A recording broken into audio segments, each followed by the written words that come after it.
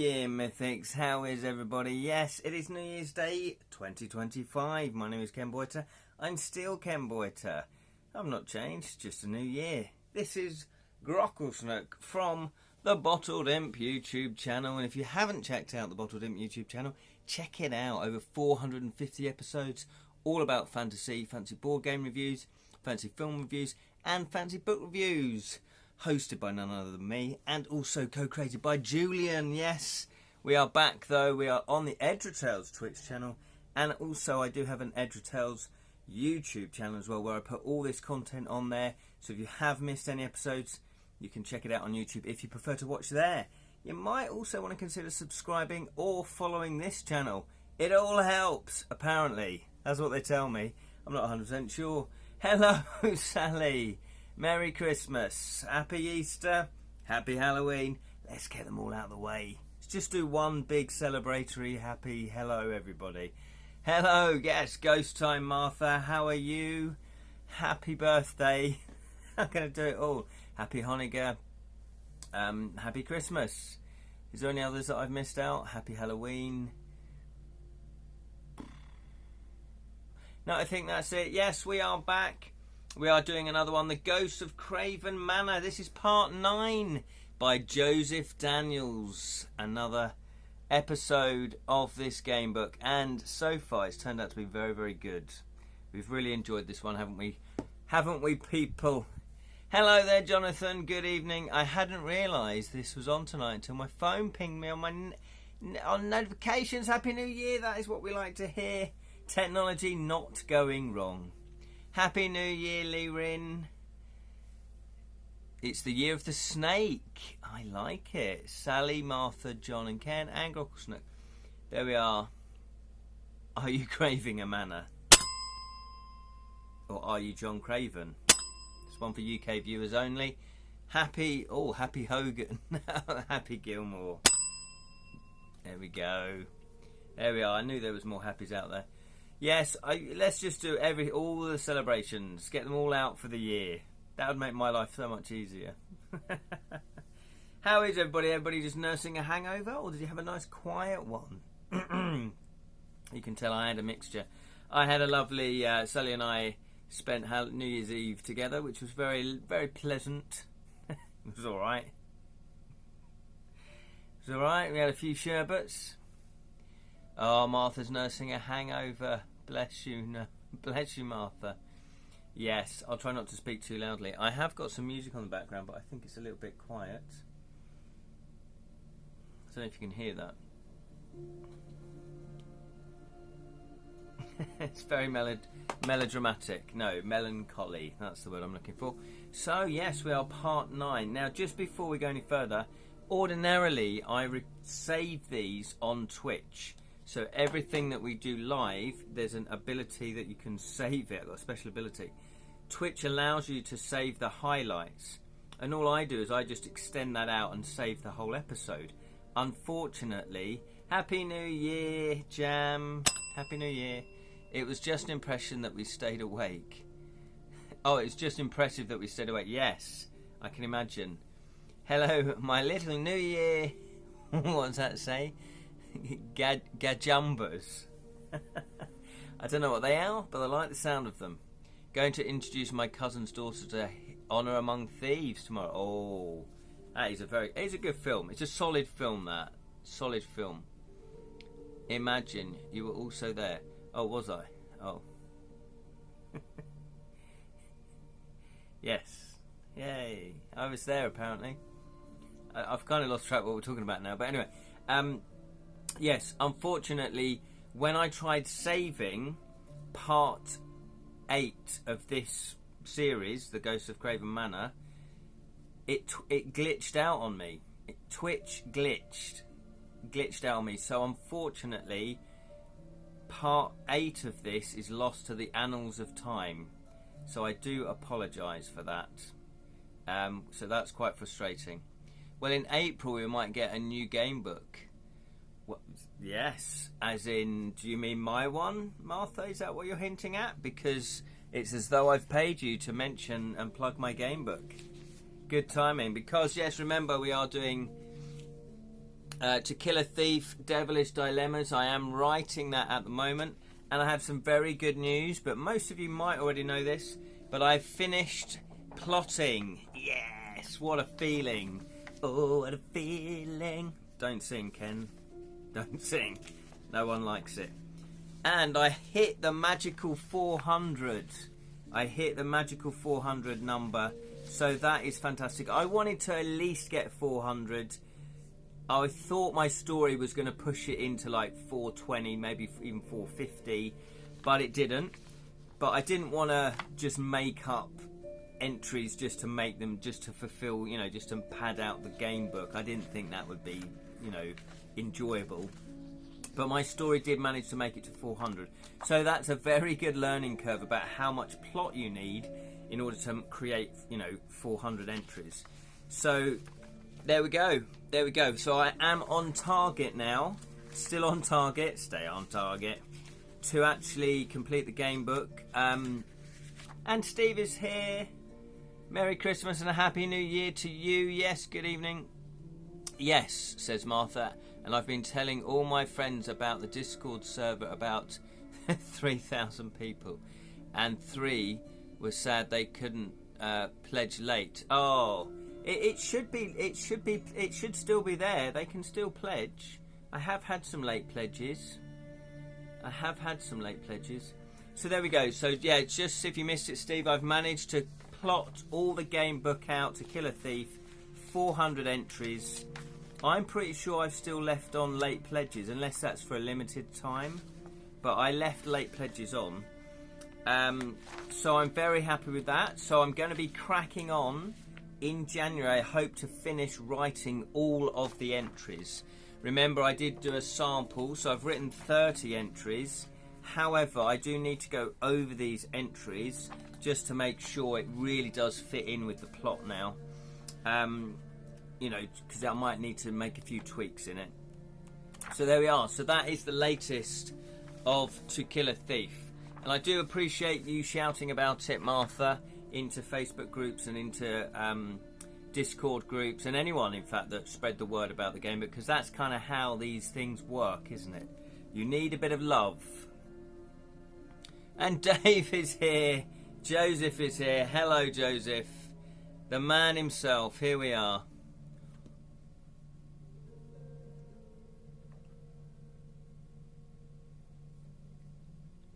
Merry Christmas and a Happy New Year to you. Oh, God, I've got a very dry mouth at the moment. So, who's had cheese and crackers over the Christmas time?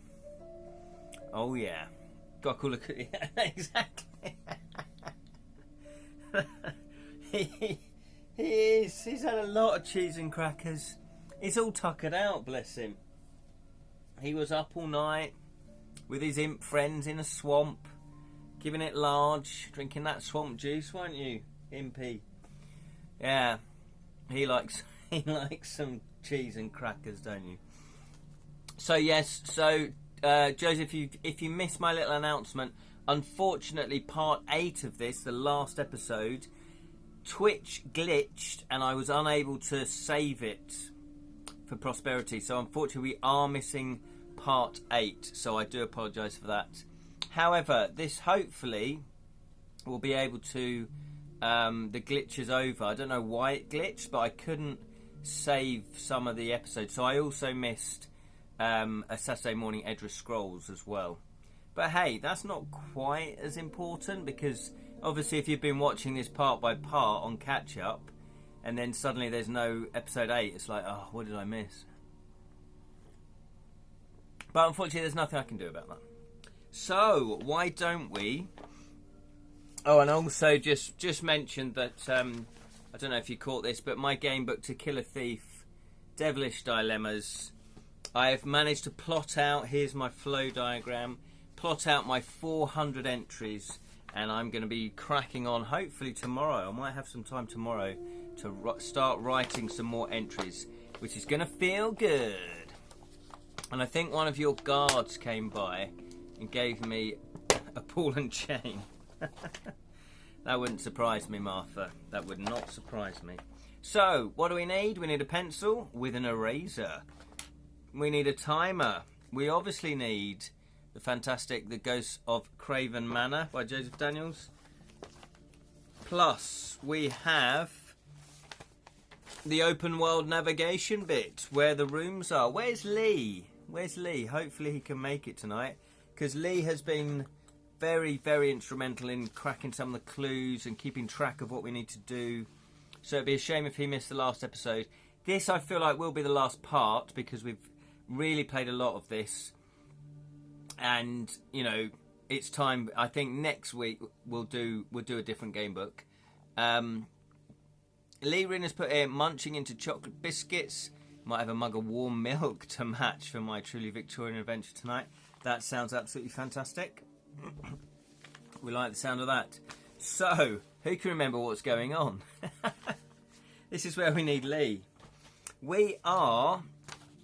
So the premise, just in case you haven't seen any of these before, the premise is that we are playing a character called Dave Ingram, and we have married our sweetheart Liz. Unfortunately, well, fortunately, you might think we've actually managed to buy a manor house, Craven Manor. But why was it so cheap? Oh yeah, that's right, because it's haunted, you see, there's ghosts. Nobody told us. So when we stayed there the first night, what happened? We got possessed. Dave got possessed and then ended up killing his wife. What the bleeming hell's that? Now, of course, we have the ability... Well, not of course, but we've discovered an ability to time travel. So the premise is that if we can time travel and sort out whatever happened before, then we won't get possessed and we won't kill our wife, and then we can enjoy the house. Spirits. Spirits already. You see? They don't want to leave the house. They do not want to leave the house. And then we can obviously live happily ever after. Jam has put it... Anyone hungry over? Anyone hungry over? What does that mean? Is that hangover? Or just hungry over? I got fired... Here we go. I got fired from the calendar factory. I deliberately took a day off. And that's why you're more than welcome, Jam. Yes, so we are... what did we do last time? I think we've been... Yeah, because it's been 2 weeks now, so my memory is a bit foggy. 487. Let me just read the last entry then. That will catch us up. Following Ruth's father. Oh, yes, we found out where he hid the key, didn't he? Eventually leads you to a workshop located in a trophy room upstairs. You stop at the side of the door and peek around the corner as Ruth's father sits down and gets back to work. As you watch, he picks up a flat wooden carving of a cat and begins to paint a number 2 on it. You notice there are 2 other wooden carvings on the table. One is a dog and the other is a rabbit. Neither of these appear to have numbers yet. As the father moves to another part of the workshop, you consider if you should try and grab the carvings, as they could prove useful in your own time. Now, it looks like we did not attempt to steal them, and we just went back to our own time, because it was, well, what's the point? Oh, I guess if you steal them... No, if you stole them, the numbers wouldn't be on them, because he wouldn't have had time to paint them. So maybe that was the right thing to do. Maybe it was the wrong thing to do.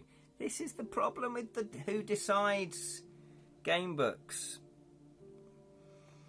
Yes, so we didn't decide to steal them, and we are now back at the Victorian house. We are now back in entry 13.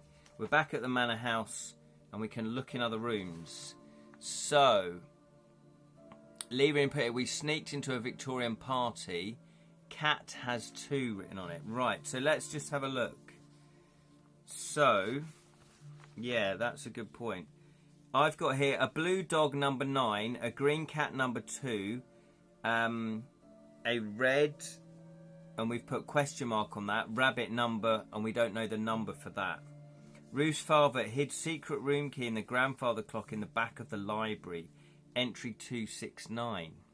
So we do need to get hold of that key, because I can't remember why, but it's important. Keys are important in this game. So what would you like to do now? Did we have a plan? This is where we need you. We need you, Lee. Where are you? Has anyone else got a suggestion then? Has anyone else got a suggestion? So what have we... We can still visit the kitchen. We can still visit the cellar. We can still visit storeroom 1. Maybe we should visit the library then, because we know that it's in the library. Yeah? Maybe the library is the best place to do. Storeroom 2, the study we can still go to. Bedroom 1, 2, 3, 4 and 5. Mist room 1 and 2. The attic we can still go to. The bathroom we can still go to. Display room. The town is available. We can go there. Should we go to the library? Let's put up to the vote. If you want to go to the library, type yes. If you don't, type no.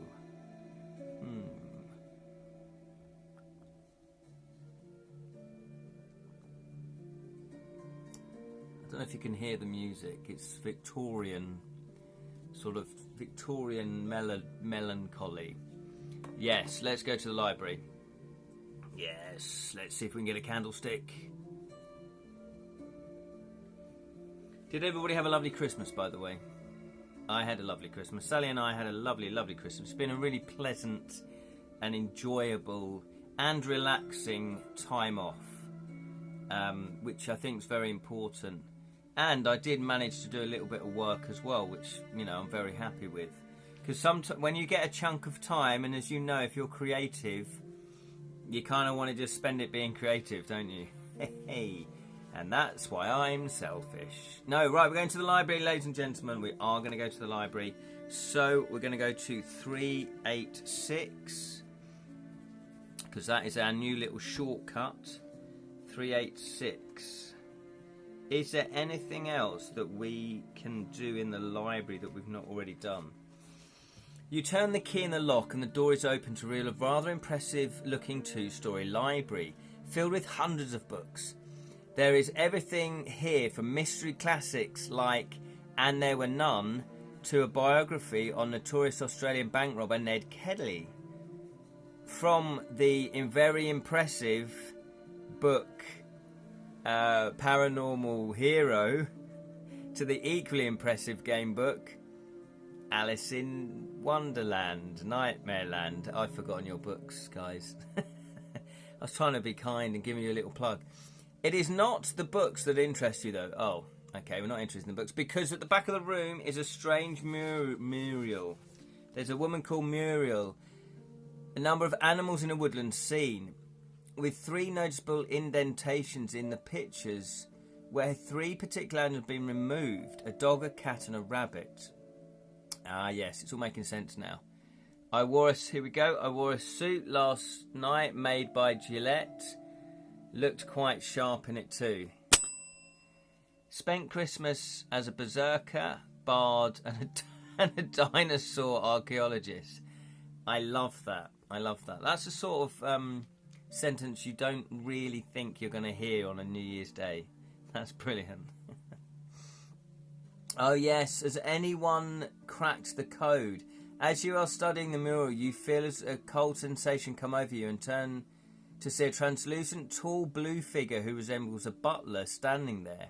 At first sight, you want to run and hide until you can clearly see that he means you no harm.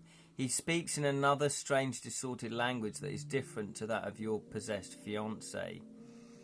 We can now use future knowledge N. Have we done that yet? Oh, I don't think we've done that yet. We've got that, which is minus 17.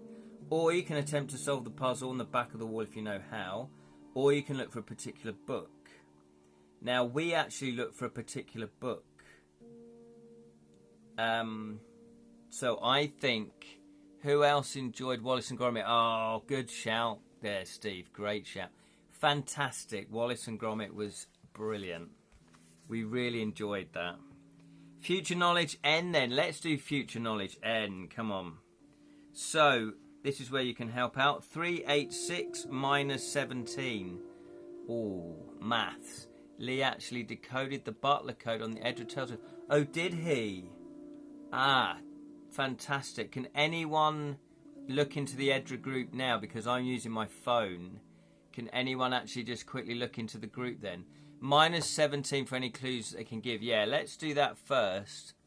Yes, it is too big to say here. Can anyone put the gist of it, though? Oh, there we go. Thank you, Martha. So this is what the butler's code has put on it. It's a shame. Where's Lee? Oh, Lee, where are you? Welcome, sir. My name is Vernon Crowther. I am, or rather was, the butler for Craven... Okay, let me do it properly. Welcome, sir. My name is Vernon Crowther. I am, or rather was, the butler for the Craven family. Do not be afraid. I mean you no harm. I know there are malicious spirits in this house, but I am not one of them. I notice you're admiring my employee's mural. He is quite a skilled artist, isn't he? I know it is nice to look at, but it's actually carefully constructed puzzle to unlock a secret door. I don't know how to open it exactly, but I do know that it requires 3 keys in the shape of animals. Yes, Mural Sparks and I go way back. Yes, we had a passionate love affair. But don't tell anyone. Oh, I just told you. Mural Meaty Tubes. Merry Meaty Tubes.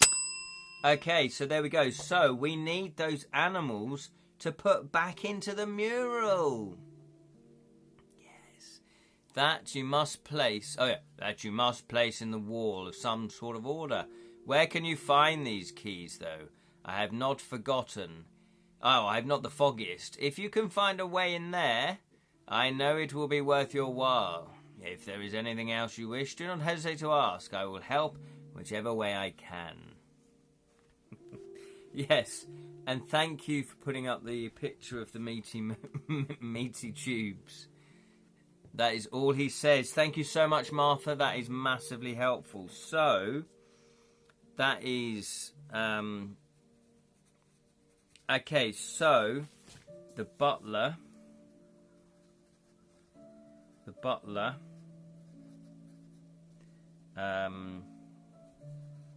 place the animal carvings.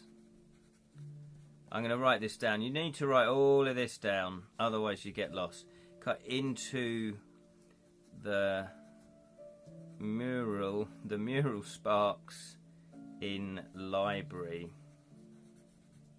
In correct order.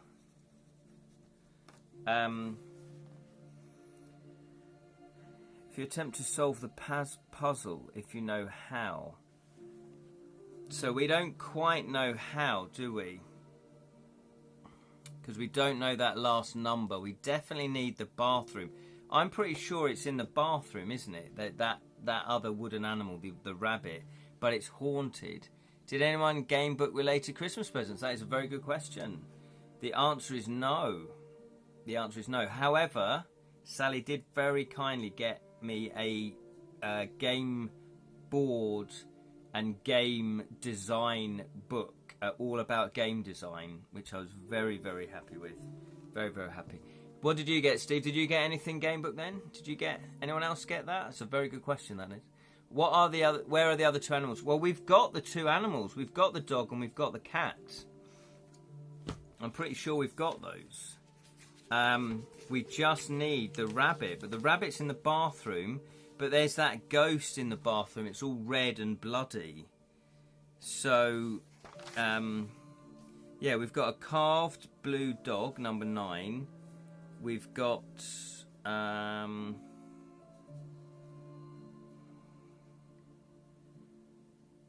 oh, here we go. Carved green cat number. It says we got a note. Green first, red second, blue third, -2, open sesame.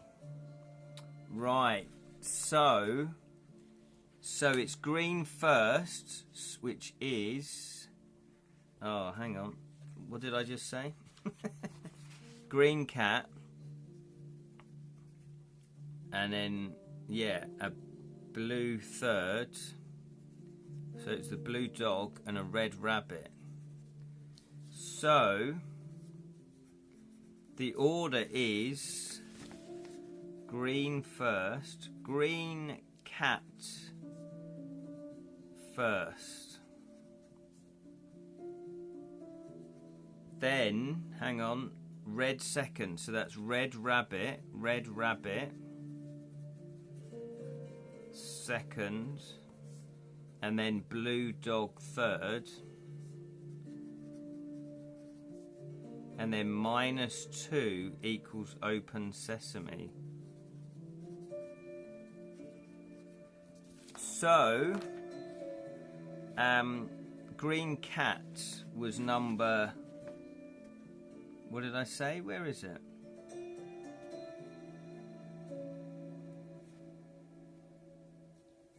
Well, the blue dog is 9. The green cat... What did I say it was? I've already said what it was, haven't I? Oh yeah, blue dog is 9, green cat is 2, and the rabbit we don't know. So yeah, thank you, Lee Rin, brilliant. Steve says here he got some money which I used to buy 2 Lone Wolf game books. Fantastic use of your money, brilliant. Well, enjoy playing those, Steve. And then it isn't just pretend we have the sword and we can, yeah, get the code to the bathroom. Yeah, maybe we could do a little bit of cheating. Maybe. So, however, we have got future knowledge N. So let's do that. Future knowledge N. So, can anyone do this? 386 minus 17. Who's good with maths? 386 minus 17. 386 minus 17. Yeah, is it minus 17? Yeah, minus 17. Can anybody do that? 369. Thank you, Sally. The goose drank wine. I'm getting a new calendar with Tolkien stuff. Lord of the Rings. That is fantastic, Martha. I got something kind of fantasy. It's very beautiful design. It's a new bracelet. It's kind of Norse sort of descriptions on it. Oh no, look, it's Celtic as well. It's like the Celtic knot there. So it's a really cool bracelet. Really love that. So thank you, Sally, once again. 369. Here we go. Okay. What have we got in store? 369. Looking around for a clock you saw the father put the key into, you are surprised to find that it's no longer there. Oh no, but the butler approaches you. Oh, you can now do something else in the library. So the butler does say the butler does say something else. Now, that's a bit annoying. There's some more code, I guess. Annoying from this live stream point of view. Does anyone know how to decipher the butler's code? Because if so, I could quickly scan this in, I guess, and put it up onto the group. Lee Rin got a hardback, a page a day diary. Nice for 2025. Going to try my best this time to write a page a day this time. Sounds very impressive, Lee Rin. So, does anyone know how to solve the butlers? Because Lee, unfortunately, isn't with us, unless he is watching but not typing. It says W plus 24, future knowledge. Nice. And no, I'm not a code breaker. Yeah, I'm not brilliant at code breaking. Didn't we work out how to do all of that? Well, it was Lee, wasn't it? Okay, well, maybe...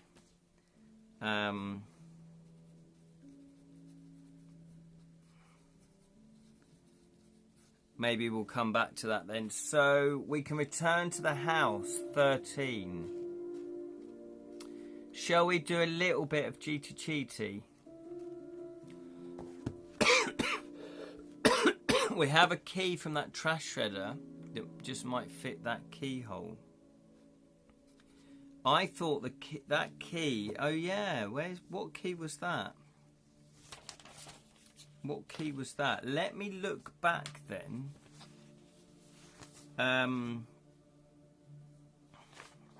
Because we got a key, didn't we? Yeah, from the shredder. But didn't the silver key... Oh no, yeah, we got the silver key. Hang on, let me look back. What does the silver key open? There's a lot of admin in this game. Silver key, which isn't necessarily a bad thing. It's just easier if you're playing it on your own. Right, let's have a look. Part 1. We found certain places were locked that needed the silver key. Kitchen, dead hand. Oh yeah, kitchen, bedroom, attic. Attic was locked. That's the red key. Which we went into the attic, I'm pretty sure. Silver key. Ah, storeroom 1. Have we been back to storeroom 1? 368. Let's have a quick look there then. See if we can go there. 368. Let's have a look there. 368. The storeroom appears locked. You notice the colour surrounding it is silver. If you have the silver, turn to 323. Right, let me write this down then. So 368. That's storeroom 1.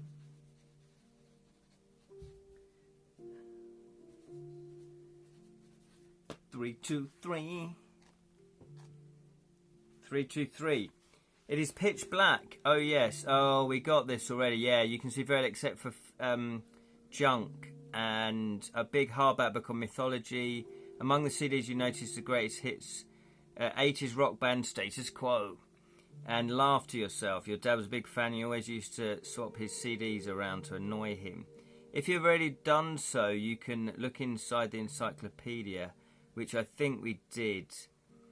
If you return to the house, mark down the number of passages as a shortcut to the storeroom. Yes, so we have done this already. Oh, yeah. Yeah, look, I've written that down already. Okay, so... Not much. So we've already done that. I know it's a little bit of a cheat, but if you need a code solving, I can give it to you straight away, working on the butler code now. Oh, yes. If you could, that would be fantastic. This is the last part that we're going to be doing. It's not cheating if you solve it. That is true. You are watching, and if you solve it.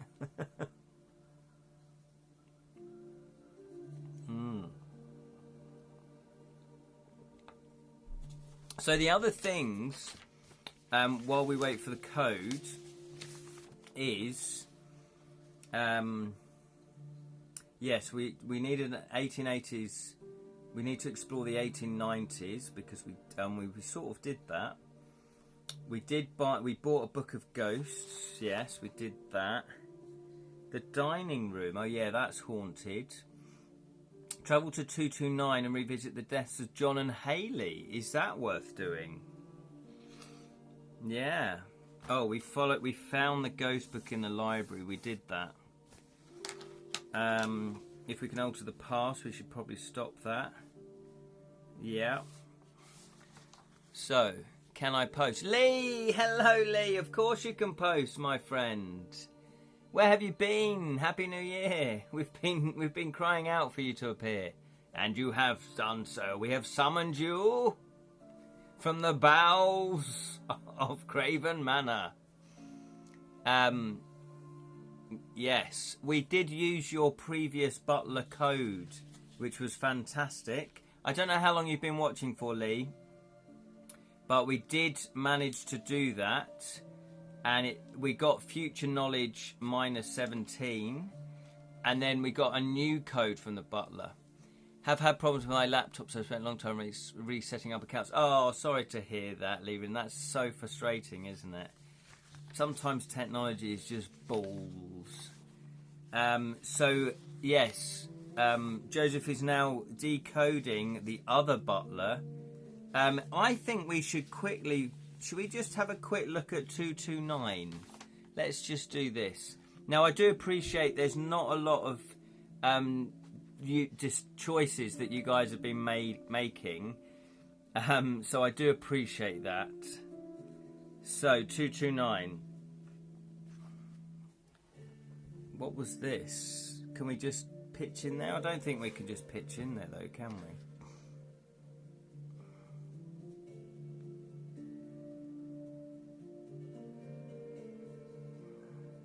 Oh, okay. It's not really that... Doesn't seem to be leading into anywhere. Okay. What is the new butch? They work in all the same way. That's the thing. We didn't know. The new butler's code, well, is 369. Let's have a look. I don't know if you can just quickly do it now. But it's this one here. I don't know if it's actually back to front to you now as well. It's that there. It's 2 lines. I don't know if you can read that or not. If you could take a screenshot of that. Is that helping? This isn't very dynamic television, is it?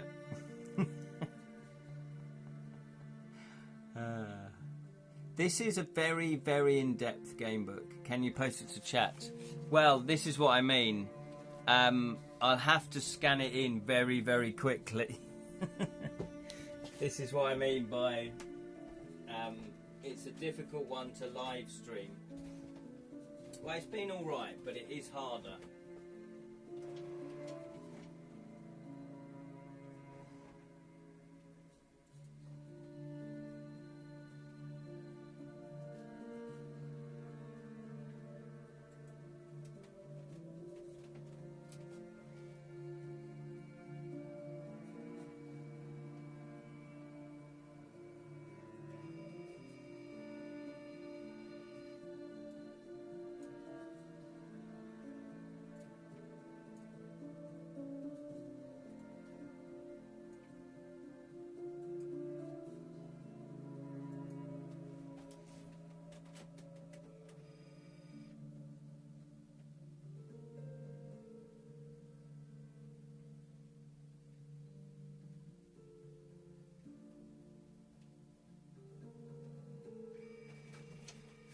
Okay, nearly there. Nearly there.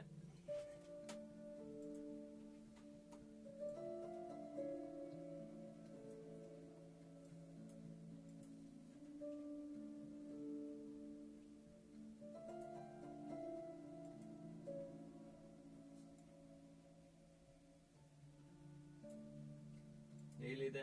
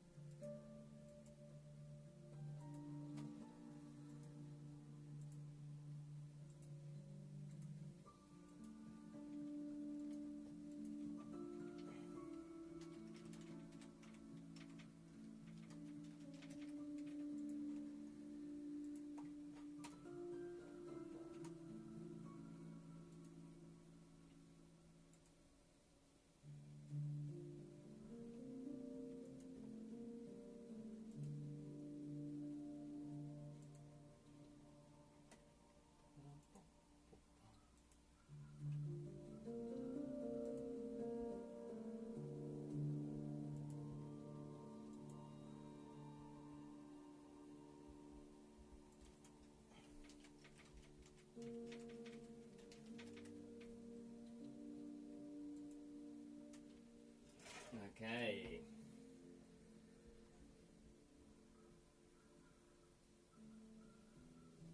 Okay, it should be up now in the Edra Tales Facebook group. If you click on the media tab and then click on the Ghosts of Craven Manor folder, I've titled it New Code.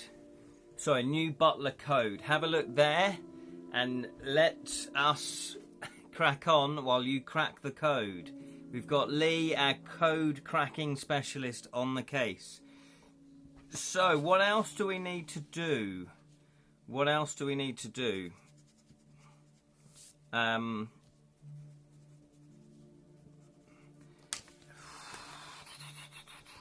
Yeah. So we've got to travel to there. Travel back to 1954. Change the history of the murder. We can offer the woman in the garden a light. That's true. But I think we need to explore some of the rooms again. Do we? Because there's certain rooms that we've not done.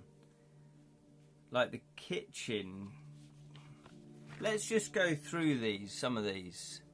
In the meantime, I recommend checking location in town you haven't tried before. Oh, okay. Okay, should we do that then? Let's do that. We'll get on it. Yes, nice one, Lee. Okay, so let's go to 444. Let's do town. Yeah, because then maybe there's things that we're missing here. Here we go then, 444. Let's have a look. We're going to go into town. We are in the present day. Modern day. Below is a list of places we haven't been. Oh, that's a good point, yeah. So the hotel. Have we been to the hotel? I think we did. We've got hotel, antique store, grocers, bookstore, jewellery store, cafe, pub, police station, Craven Manor, which obviously we've been to. We've just come from that. Abandoned shack. And the buildings cannot be accessed until you have the necessary chimps.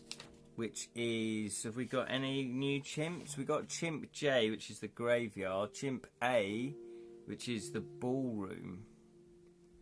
Oh no, but we haven't got that. And Chimp D, we haven't got that either. Right, amulet there, yes. Abandoned shack. So where do people think we need to go then? Because I haven't really made a list of where we've been on this one. Do we, the abandoned shack? So, should we go to the abandoned shack? Type yes if you want to go to the abandoned shack. Also, we were told we could listen to folk there. Oh, in the pub. Should we go to the abandoned shack? Type yes if you want to go to the abandoned shack.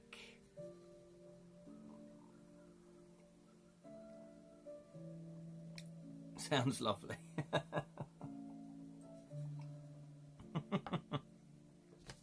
The love shack is very abandoned. Oh, here we go then. So let's go to the love shack then. See what's there. Have we been there before though?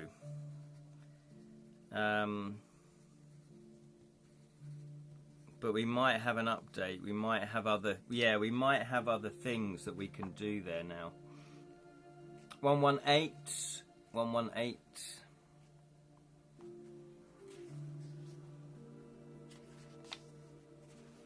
If you have Chimp E, which we don't, turn to 246 immediately, otherwise continue reading. As you are walking around town, you happen to have noticed an abandoned building behind the cafe. It looks like it's not been lived in for some time. Curious as you are, you decide to go in and have a look.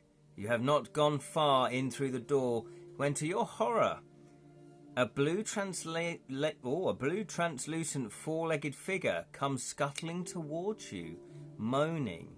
It is only when it comes into the light you realise this is a woman dressed in Victoria clothing, with her neck and arms bent round at impossible angles, doing a crab walk.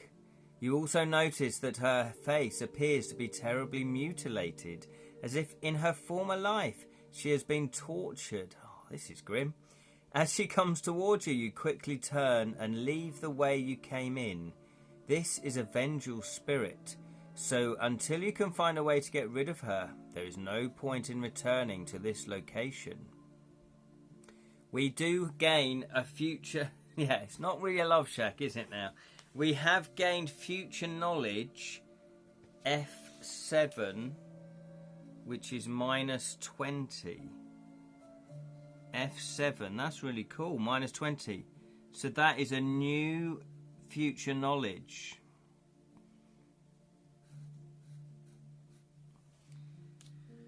Well, that was worth doing. That was definitely worth doing. Exorcist reference. Is it? Is it? Oh, well, yeah, I see what you mean. I thought you meant the F20. The F-20.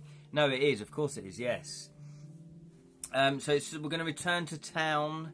Where else would we like to go next? Should we go to the pub? Where would you like to go? Type where you'd like to go next. We've got hotel, antique stores, grocers, bookstore, jewellery store, cafe, pub, police station. That is our choices there. Pub, yeah, I don't think we've been to the pub, which is always worth going to, isn't it? Cheers. Here's a pint of tea. Oh, imagine if you opened a tea shop where you serve pints of tea.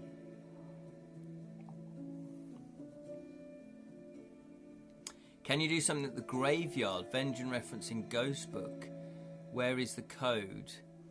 Oh, under Flies albums. Okay. We can certainly go to the graveyard. We need to be footplate. What? We need to be footplate tea? What the hell's that? What's footplate tea? What is this newfangled tea you've invented? I don't get that, Jam. Footplate tea. Am I being really stupid? Kind of a pint of footplate tea with some meaty tubes. Okay, so let's go to the pub first, and then maybe the graveyard. I seem to remember that the police station was interesting. Oh, okay. Dave's giving us a bit of help. Dave's spirit is giving us a bit of help. Well, we did say we'd go to the pub. Let's quickly go to the pub first, then. Although I've got a feeling we might have already gone there. Pub 296.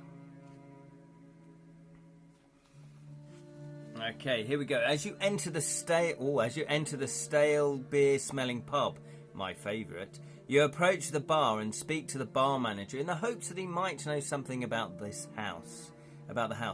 "Ah, you're talking about Craven Manor, I do believe," says the man, with an unusual accent for no apparent reason. "Well, I haven't been here that long. So I only know the stories I've been told. I'm afraid there were a group of filmmakers who went there we've already been here, haven't we? A few years ago to make a documentary. Apparently some of them have never been seen since. Now, I'm not sure what I believe. Stories tend to be like Chinese whispers.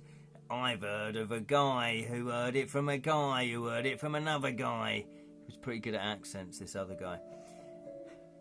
"So, the chances are that the tale got distorted at some point, or maybe not, who knows? I'm sorry I couldn't be of more help, and that my accent kept slipping. You're about to leave when an old man in the corner grabs your attention. You wouldn't happen to be the new owner of that house, would you?" "He's from London for some reason," the man asks. "Yes," you reply. "Do you know anything about the history of the place?" "As it happens, I know a great deal." "Like what?"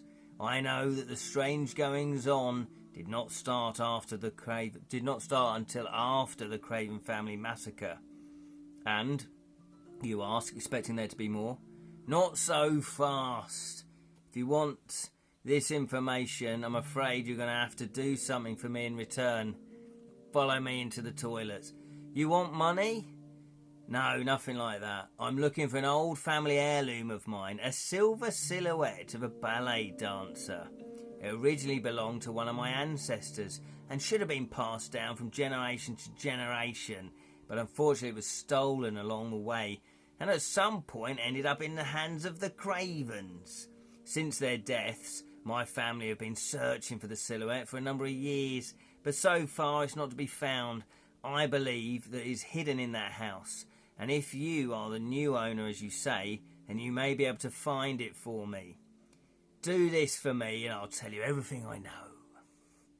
Believing this may be the best way forward, you agree to help the man. "We'll probably have to buy this game book, yes, the next time in Melbourne or London. because my pride will not allow this mystery to go unsolved. That is fair enough comment there, Leaving. It's a very good game book, so you can't go wrong, really. Steam train drivers would leave, says Jan, would leave their flasks by the fire footplate. Ah, here we go. Keeping it warm. It would brew for ages and really be really strong. Oh, became known as footplate tea. I love that fact, Jam. Well done. Lee has put here, well, we haven't got that yet. Did we go to the dining room? I need this book so badly, says Martha. Yes, I know that it's really packed. It's really packed with a lot of clues, a lot of mystery, a lot of story involved. It's great. So that is the pub. So it says here, do we have the silver statue? Did we not pick up the silver statue then? We've not found the silver statue. Let me just double check that, just in case. We've got a carved dog, Victorian suit, a lighter, crossword magazine, paperclip, camcorder. We've got battery, we've got a torch, we've got a spade, an animal cage, we've got a jigsaw, ripped half photo, we've got a book of deterrents, we've got salt, we've got dog treats, we've got cheese, we've got soap, and we've got Roland Rat apparently. We've got a bronze key, battery. Yes, it didn't look like we picked up the ballerina. So let me make note of that. Joseph also did the omnibus with the sequel as well. Oh, that's great to know. So guys, if you're loving this, Joseph has released the sequel and this game book in one volume. So you might want to consider getting the sequel as well. Just like the engine operators on the Titanic who cooked on the steam pipes of the boilers. Why wouldn't you? That's just instant meal right there, an instant oven. So, 296 pub. There's the bloke who wants... what is it? In a family area, silver statuette of ballet dancer, a ballet dancer, in exchange for information.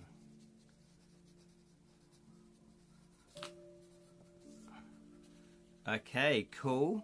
So the choices are now we can return... Oh, we haven't got the silver statue. If not, you now return to the town. Okay, when returning to the town, mark down 162 as a shortcut for returning to the statue to the man. When visiting here, you'll be able to come to... Okay, that's fine. What instructions were in the ghost book again? Police station. Yeah, let's do the police station. The ghost book... Did we write all of that down? We must have done.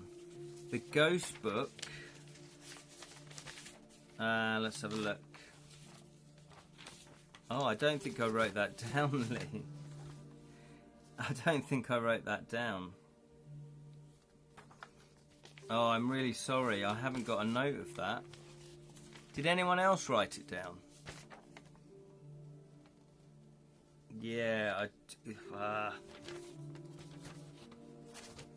I must have written down Ghost Book and where it is. I'm sure...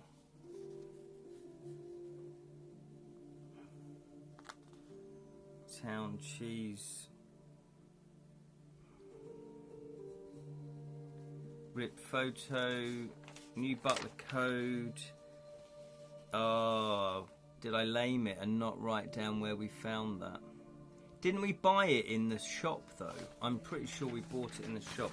Let's go to the police station. Also, we still need these metal detector. Yeah, police station, eh? It's nice to be wanted. Let me throw... Oh no, let's not get distracted. Because what I'm going to be doing is I want to I want to make sure that my next game book, so not To Kill a Thief, but my next Kickstarter in October in 2025 is well advertised. So I'm going to come up with the book and do the cover fairly early on, so I've got at least 5 or 6 months of advertising. So I've already started to formulate what I'm going to be doing for that game book. Anyway, that is irrelevant here, my friends. Let's go to the police station. Let's be Avenue 444 is where we need to go back to. So, police station then, 202.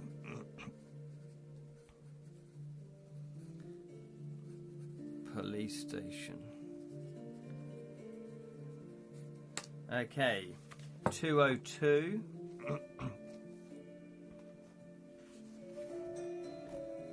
In the police station, you are met by a very pretty young female officer who offers her help. You tell her that you're researching Craven Manor and wish to know anything she can tell you about the history of the place. Well, I know.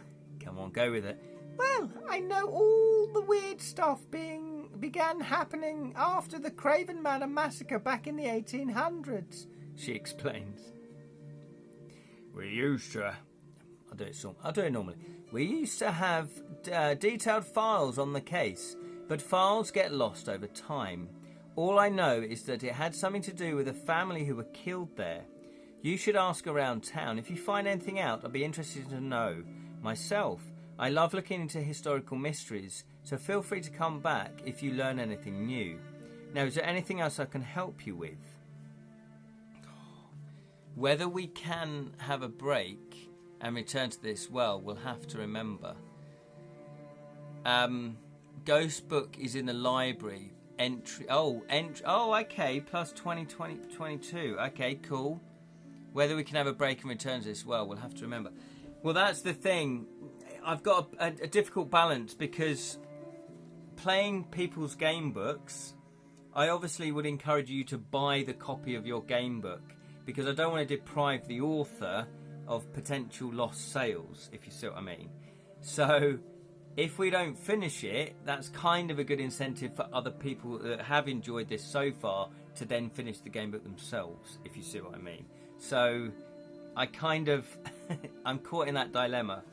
The way we've done it normally with more traditional sort of linear game books is that we normally do about 5 to 6 parts, and then that's either we've managed to finish the game book or we haven't, and that's just the way it's gone. Or we've died 3 times, because normally in traditional game books you kind of die. Although we do die in here, but not as much. So that's kind of the way I've been playing it. If you are looking for the clock, I'm afraid it was sold some time ago to the local antiques dealer. As far as I know, the business is still running. Oh, okay. We are looking for the clock. Look at that. We've got Dave. That is the butler code. Oh, okay. That's the butler's code. Well done. So, FKO plus 24. Let's write that down. Thank you very much. O plus 24. And then... Oh, so we could go to the antiques dealer as well. So it says here we can use future knowledge I, P, F5 and F6. So what have we got? Have we got future knowledge I? We haven't. Have we got future knowledge P? We haven't. Have we got future knowledge F5? F5. Oh, we haven't. We do have F6 though. We've got F6. I mean, who knows why yet? Sorry that's taking so long. No worries, that's cool. We have got F6. It's just, that's fine. So we can use future knowledge F6. I mean, who knows why yet? Craven Family Massacre sounds ominous. Yeah, exactly. I feel like although we've been playing this for 9 sessions, there's still a lot of this that we haven't done, which is a testament to the depth of the game book, isn't it? And to the complexity of it. So, future knowledge. It's a big one though, ladies and gentlemen. 202 plus 252 is 454, if I'm correct. 454. Okay. Let's have a look. 454.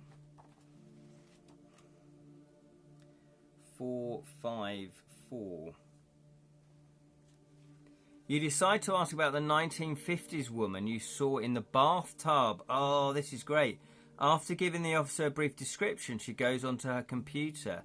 And then, a few moments later, she tells you her findings. Her name was Rose Everett, according to this. She attended a house party at Craven Manor on the night of the prestigious auction. And was murdered by her boyfriend, Jeremy Lupin, who was then beaten to death by a vengeful mob. That is grim. Okay. Happy New Year, everybody. No better way to spend New Year's Day than investigating heinous crimes.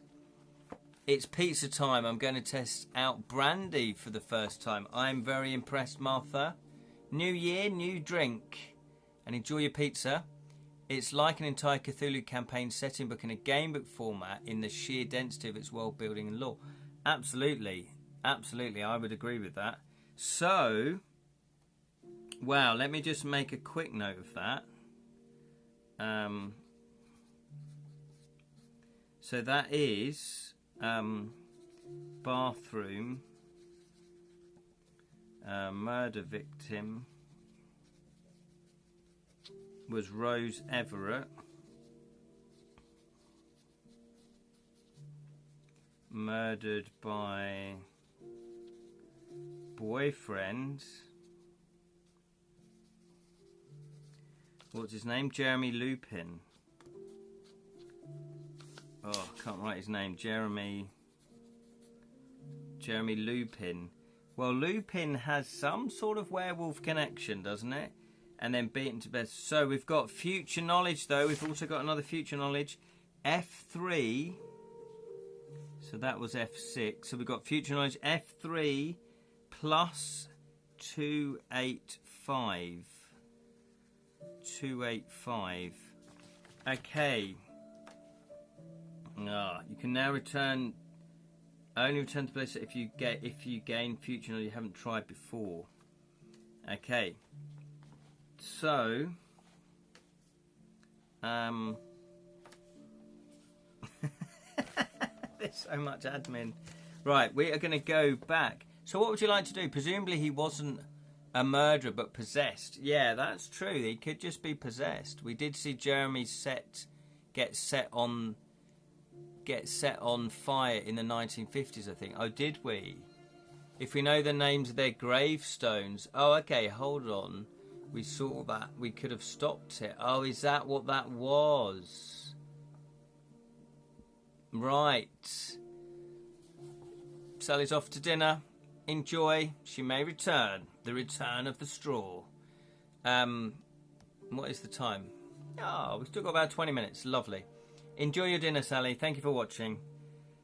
And a Happy New Year. So, God, there's a lot going on. So, the antique shop. Lupin is a flower. Oh, is it? Ah, but I think werewolves are linked in. Yes, I'm sure Lupin has some sort of werewolf connection. I might be wrong on that, but I'm sure it has.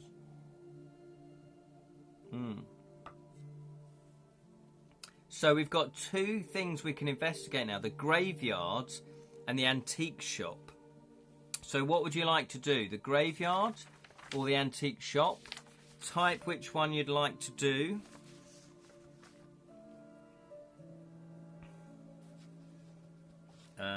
That was, yeah.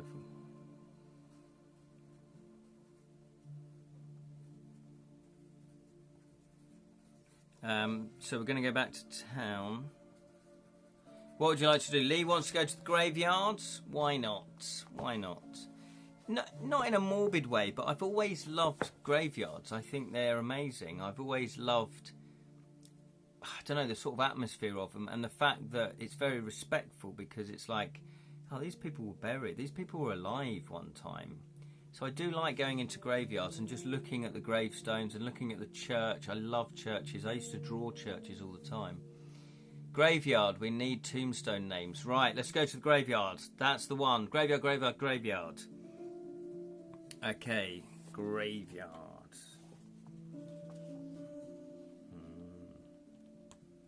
Yeah, we've not even touched the 1800s, have we? We've not even got there. 444. Let me have a look. 444. So we're going to go to the graveyards. Is 177.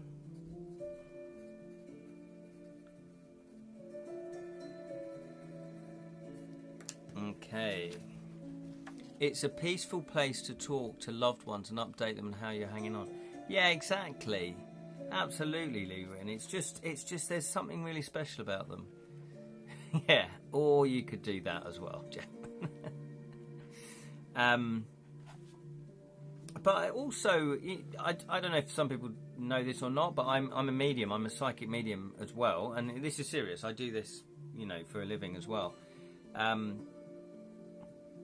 And so the spirits are around you. You don't have to go to a graveyard just to communicate with your loved ones. You can literally just talk to them anywhere and they will hear you. They should hear you. So, and sometimes people do claim that they felt that person in the same room with them, even though they've, passed away for quite a number of years. They just know that they're in the same room. So, yeah, I'm a big believer in that. In fact, I know it's true because I do it. I get information and messages from beyond the grave. Lee has put here, might yield something. It may be interesting that we couldn't access it easily. Yes. So, here we are in the graveyard. After reading the book of Ghosted Terrence, you now know of a way to banish Vendril spirits that are haunting places you wish to explore.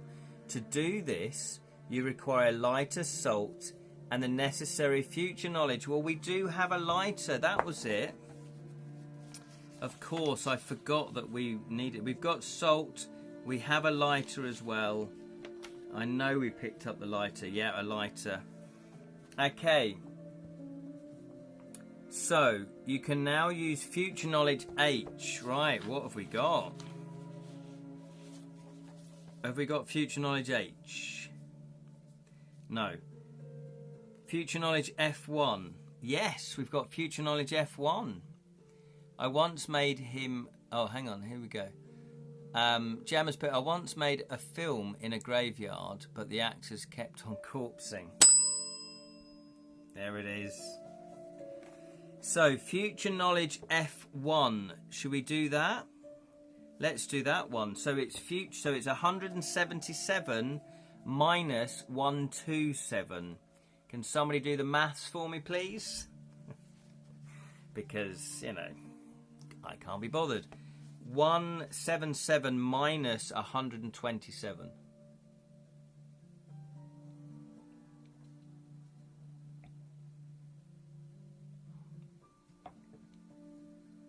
Thank you very much, Jam. 50. Here we go, 50. And that is my future knowledge. F1, 50. Oh, we're getting some really good information now. Approaching the headstone of John and Hayley Barnett. You wait until you are sure no one is watching and dig up their grave. Before salting and burning their bones, you only used a few handfuls of salt, so there's plenty left if you need to do this again. We've added a chimp. Add chimp B, which affects the attic. Now you return to 444.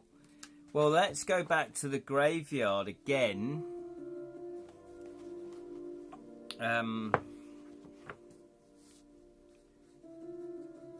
Chimp B attic.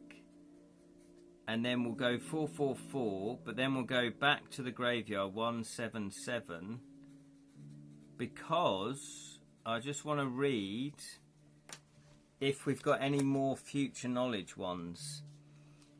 Future knowledge F3. F3, we've got F3. Yeah, we can do other future ones, yeah, because the salt is, you know, we only used a handful of salt. So we bought a bag of salt, for example. And so we can still do it until we run out of salt, I guess. Okay, so future knowledge F3. So can people add this up, please? 177 plus 285. 177 plus 285.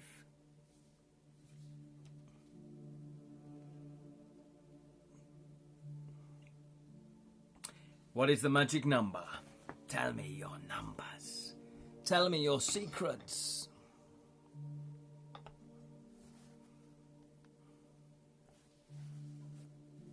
Come on. 462. Thank you very much. 462. Okay, 462. 462. We'll cross that one out. 462.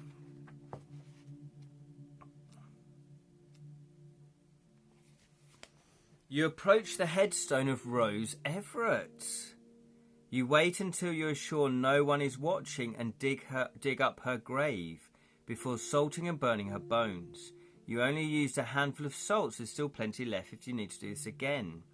Add Chimp C. Oh, we haven't got that either. This affects the bathroom, yes. We could use Chimp in the past in the attic. I think we can, yeah, absolutely. And also in the bathroom. Well, is it in the present, though? Because this, by burning their bones, wasn't it? That means we're sort of clearing we're rescuing their spirit. C, which is the bathroom. Yeah. Okay, fantastic. So we've got Chimp C.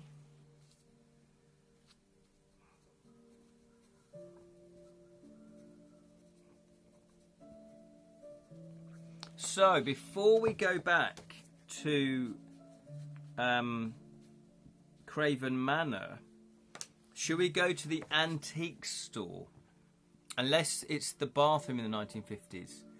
Oh, it might be. Well, we can find out, obviously. But before we go back to Craven Manor, while we're in town, shall we go to the antiques place?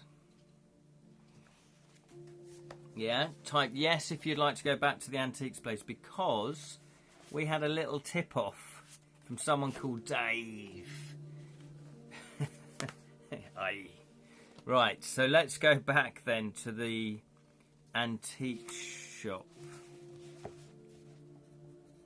Town. Right, so 284 antiques store.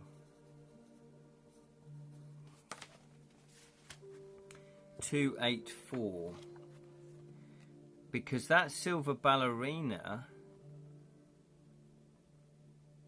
is that there?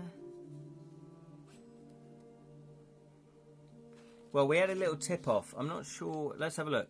Entering the antique shop, a young man approaches you. Young man. Hello there, he says. I haven't seen you around here before.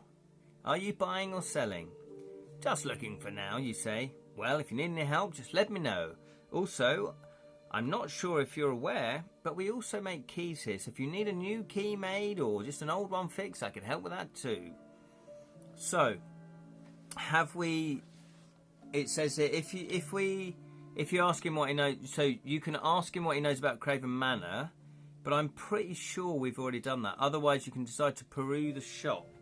Let me just look at 85, which is the information that he's already given us. I'm pretty sure we asked him that last time.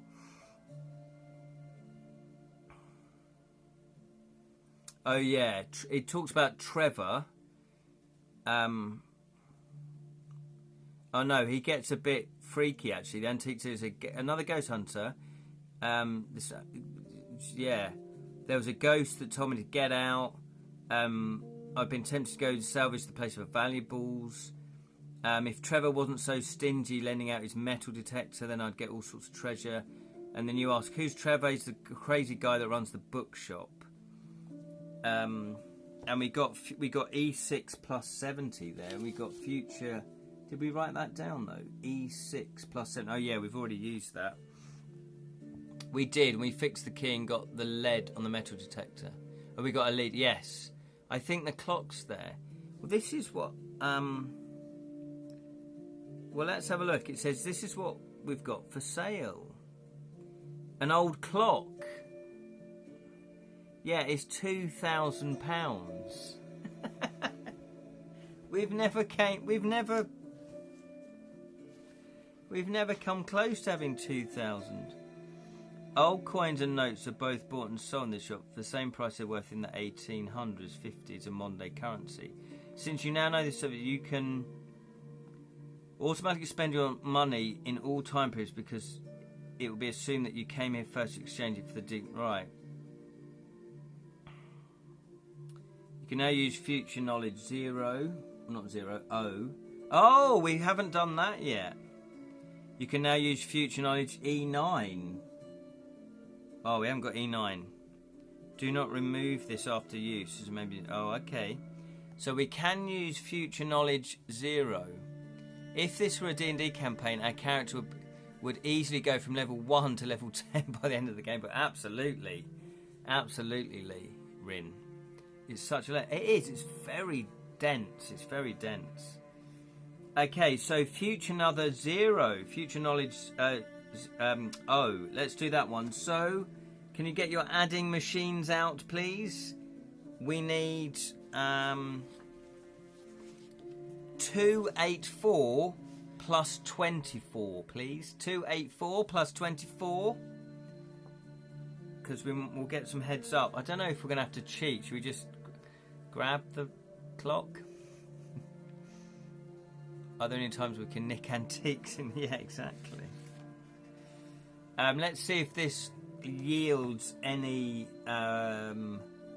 bounty. So 308. Thank you very much, Jam and Lirin. Thank you very much. 308.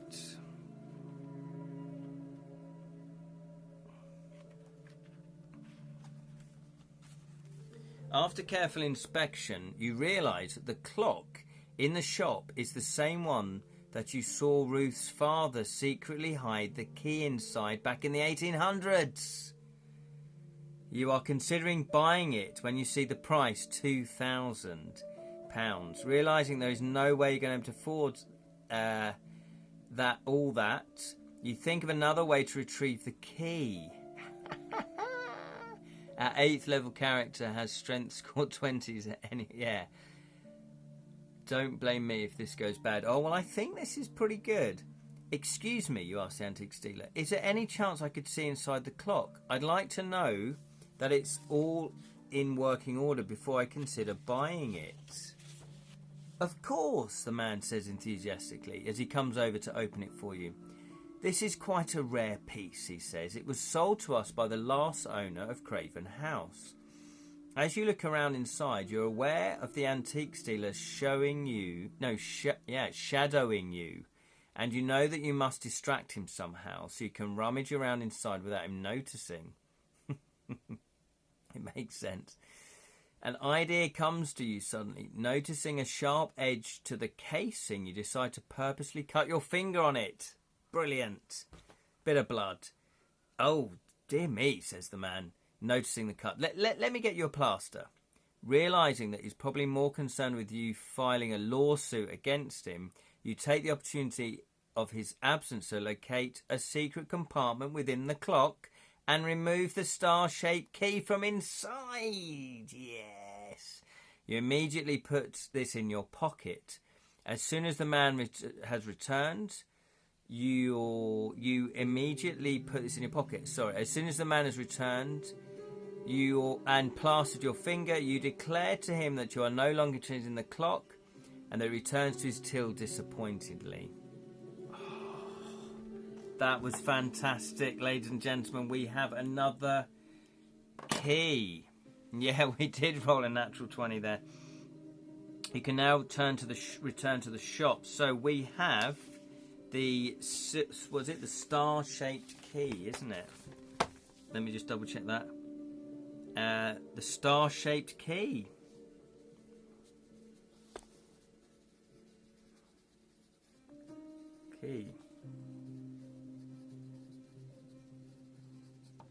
That was fantastic. Okay, 284. So I don't think there was anything else that we particularly wanted to do, was there? 284. Medieval sword for 500. An antique vase for 500. A bedpan. I think we'll go now. We mugged him right off the bat. We mugged him right off the bat. That'll unlock the cellar. Right, okay. So, if we go back to 444, I don't think there's anything else that we've got a few leads now to going back to Craven Manor, haven't we? So, should we go back to Craven Manor? Type yes if you think we should go back to Craven Manor. Let's say we can buy the sword. Well, potentially, but we've got a few things we can do before we get to that, yeah.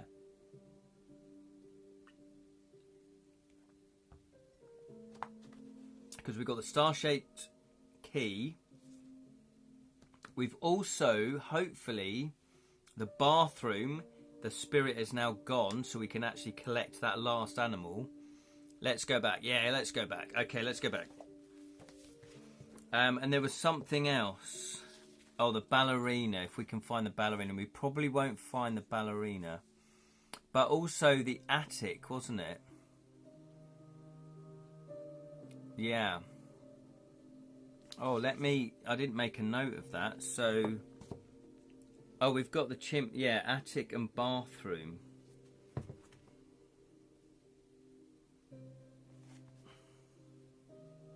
Yeah. Oh, it's the ballroom, wasn't it? Back to Craven Manor, yeah. Give me the sword for free so we don't use your store, young man. So we don't sue your store, young man, yeah.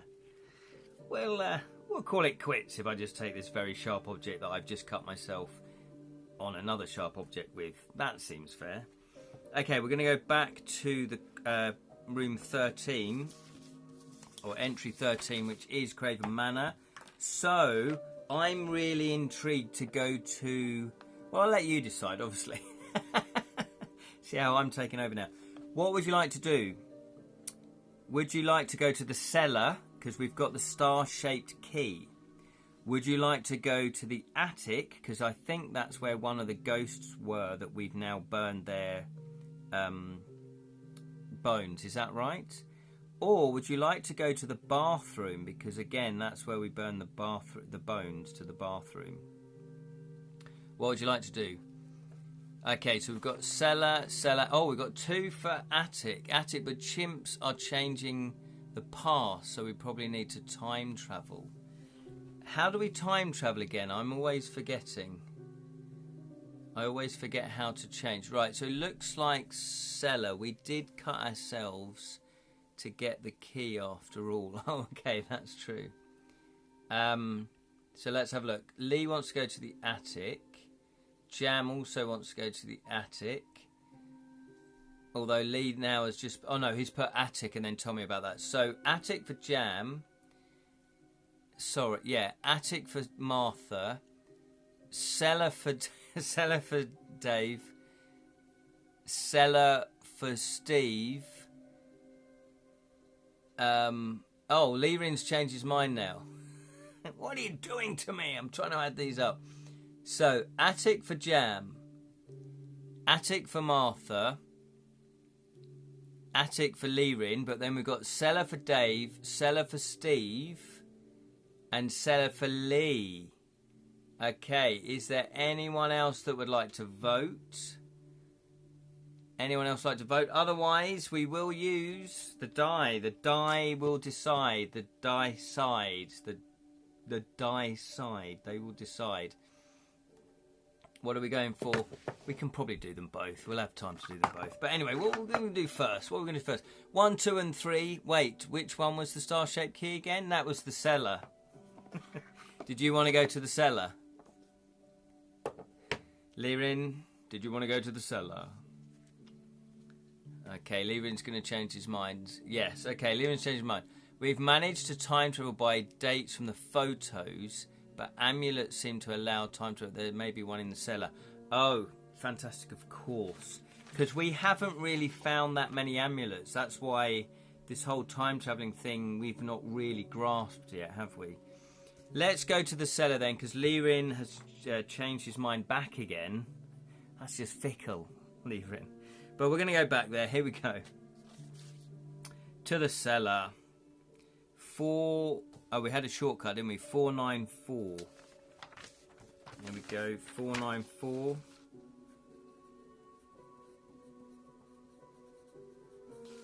494.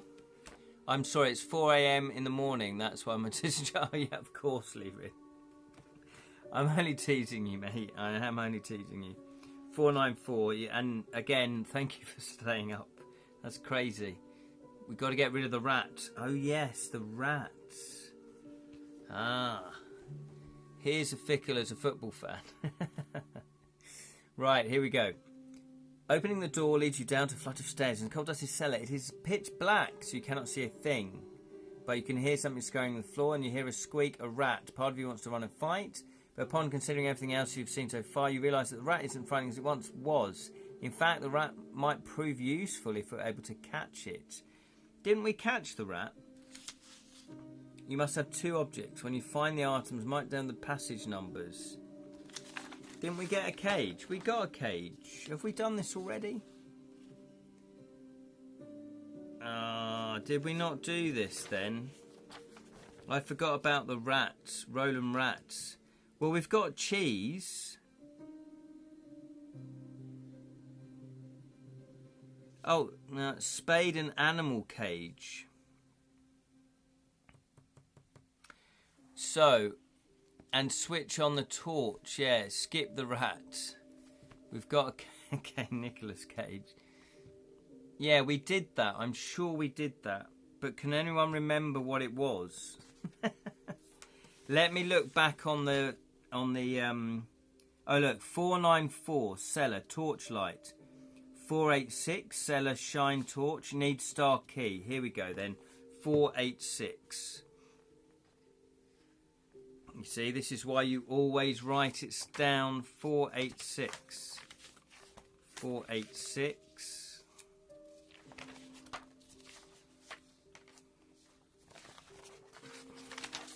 Here we go. 486. 486. Is that right? Yes, need the key. 486.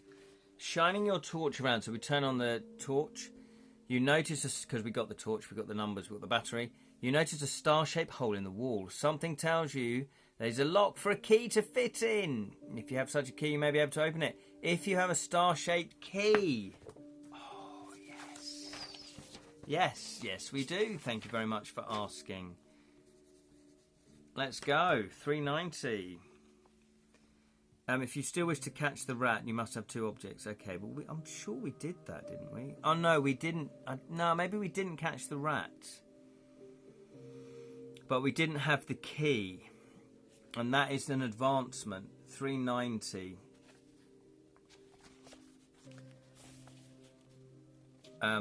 Yes, that would be nice, you say. Hang on. No, that's 490. Hey! Numbers, brought to you by Ken. Not necessarily the right numbers, but numbers nonetheless. 490, skip the rats, yes. Okay. You place the star-shaped key into the hole in the wall and give it a twist. Then, to your amazement, the whole wall opens up in front of you to reveal a secret room. Shining your torch around, you find that there is a desk with several items on. 3 in particular catch your attention.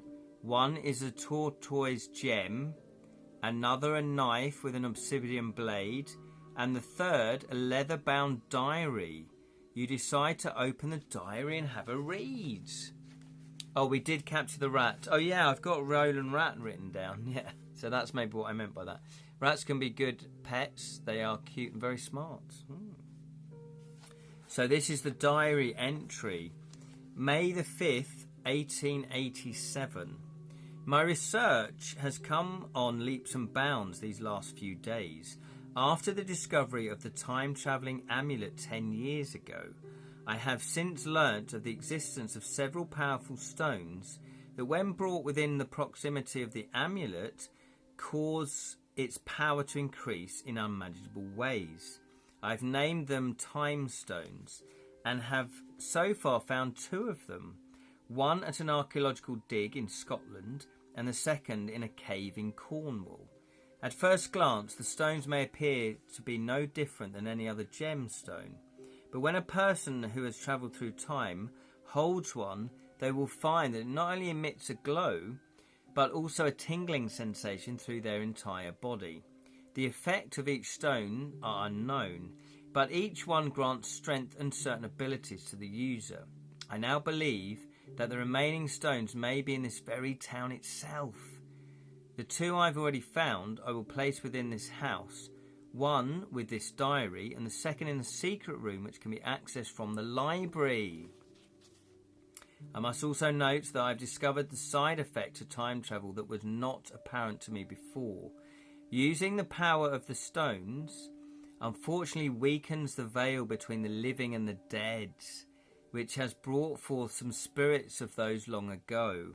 Realising this, I've stopped travelling any further back than a few days and constructed a weapon using obsidian, a material known to repel the dead, to deal with those who have already come through. Unfortunately, this only works on the manifestations. These are spirits that are created by emotionally charged events. The spirits of actual people who have come through appear to be immune to it, but I will continue to working to solve the problem. The plot does indeed thicken. Obsidian is also going to hurt the Dark Man. Oh yes, you're right. That is fantastic. And we have got another future knowledge. Future knowledge E9. Which we've definitely not had before because we've not been here before. Where is it? ABC E9, which is minus 70. Okay.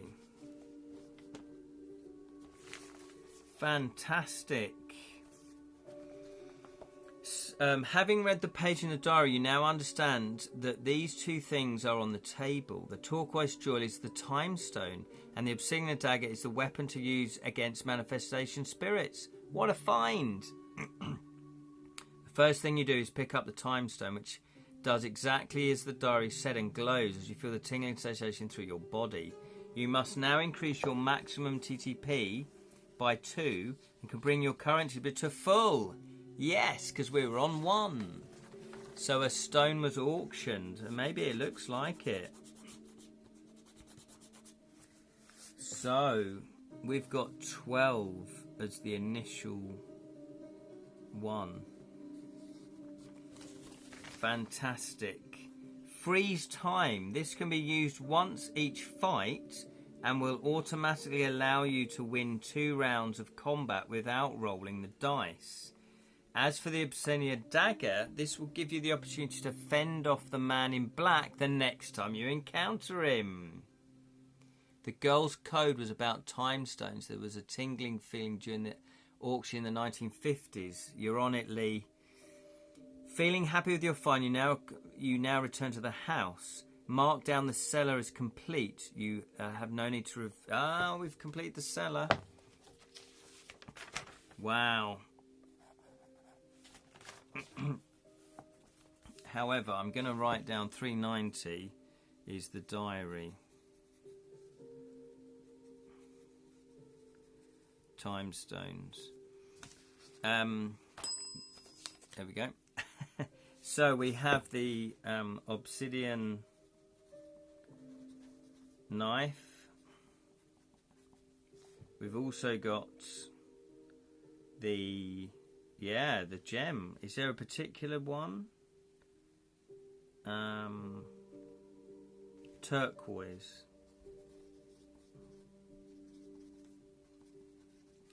Time stone. And the diary, yeah. Freeze time. So now so we're going to fend off the man in black. Oh no, yeah. Automatically allowed to win 2 rounds.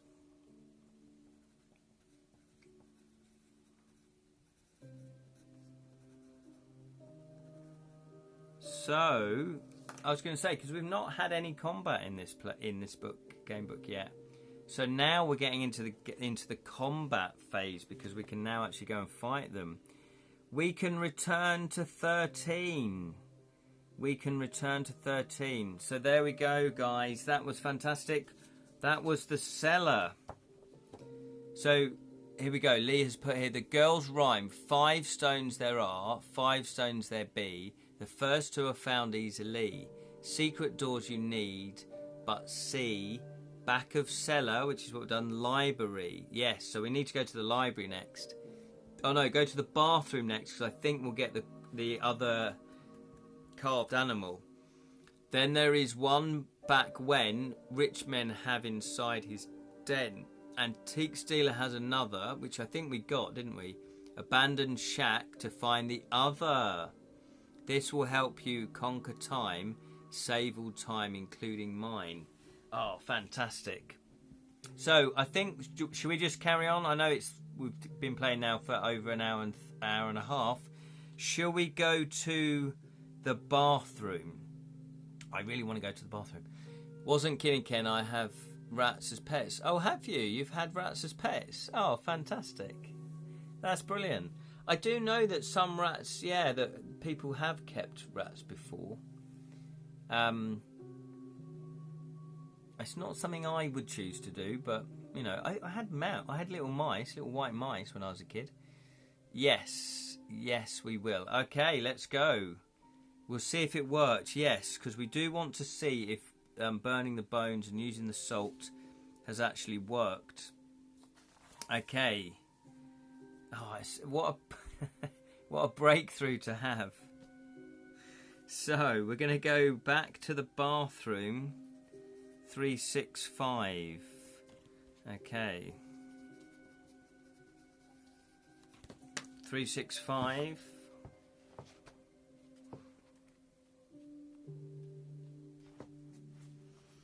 If you have Chimp C, which we do, we've got Chimp C. Turn to 511 immediately. Otherwise, continue reading. Yes, look at that. 511.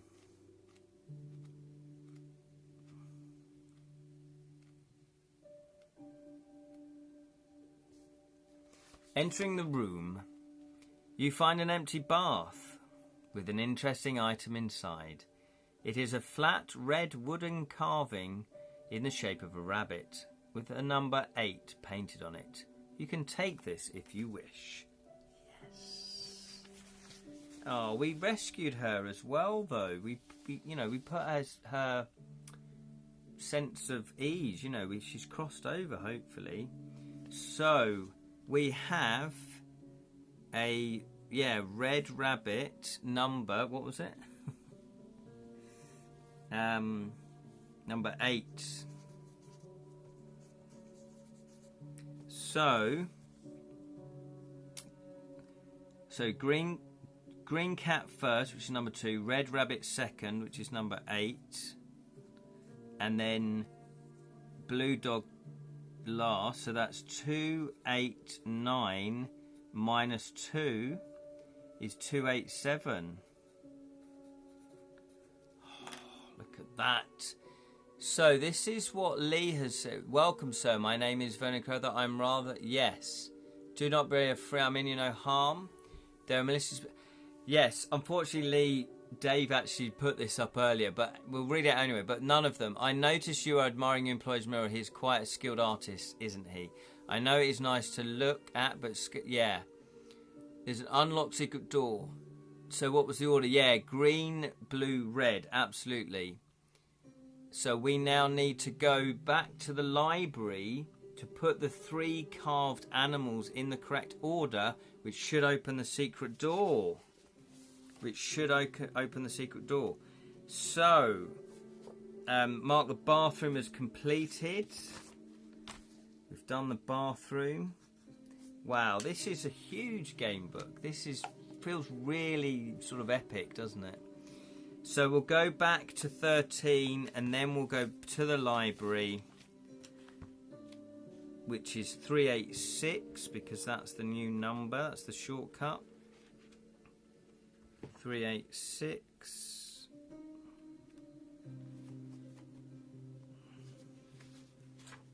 Okay. Let me just quickly make a note of that.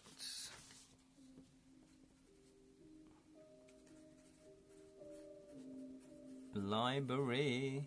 So, yeah, so the entry number is 287. Absolutely 287. Yes. Open Sesame as well. Yeah. I don't know if we need to somehow use the Open Sesame words, but it might just be that indicates that the door opens. It's a fancy way of saying it's going to open the door. 386. We will find out. You turn the key in the lock and find the door is open to reveal a rather impressive looking library. We've read this already. Let's skip this little bit. And yes, there's a strange language that we... oh yes, okay, fantastic. So, this is what the butler Lee has decoded. So well done, Lee. Thank you very much for doing that. For the room. Yeah, this should get us into the room. You can now use Future Knowledge N, which I think we did already, didn't we? My memory. Have we got Future Knowledge N? Yes, we've used that already. Or you can attempt to solve the puzzle on the back of the wall if you know how. Which is exactly what we do. So it should be 287. 287. Oh, this is going to be so satisfying. Placing the 3... I'm going to write this down. 287. Placing the 3 animal shapes onto the wall in the order instructed on the note seems to work, because the wall suddenly slides back to reveal a secret room. In this room you find shelves filled with jars with all manner of things inside. It seems to be some sort of secret laboratory. As you make your way to the far wall, you find a number of nooks containing all kinds of things, including a porcelain doll with lifelike hair that looks creepy as hell. Turning away from this wall, you find a glass case containing a turquoise stone of some sort.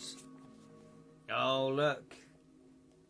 Joseph says, yes, look, it's on the cover. There it is, the creepy doll. It is very creepy. Oh, look, and there's the photograph.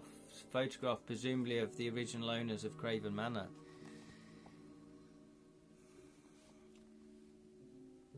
Hang on. Where was it?